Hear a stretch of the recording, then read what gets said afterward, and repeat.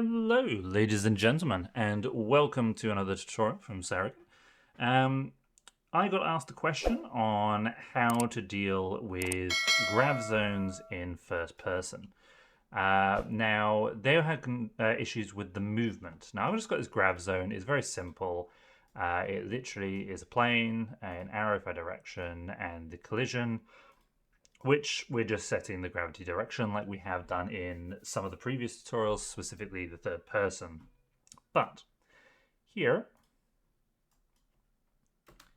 if we come on here, we can't go up the wall. We can move sideways. If we do this in here, we can actually eject and see that, we're not facing the right rotation.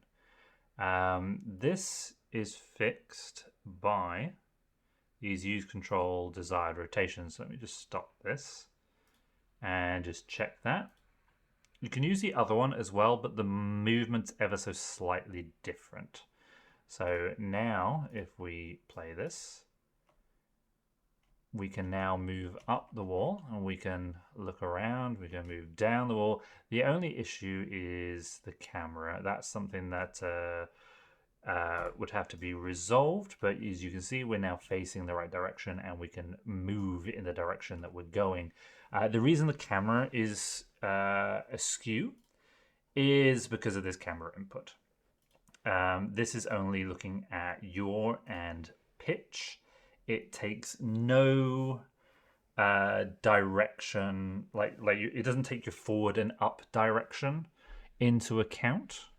So you would need to cater for roll as well, and dependent on your up axes, you'll need to decide which direction you're looking at.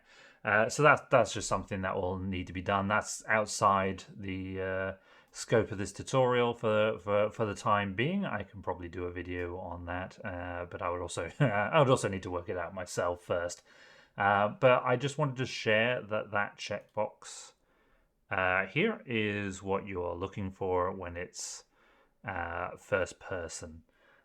Third person is different because obviously your camera is attached to a spring arm and you can inherit from from the direction, but the first person one's not set up like that. But that's going to be it for this tutorial. A very quick tutorial, guys, and I will see you next time. Bye for now. Bye bye.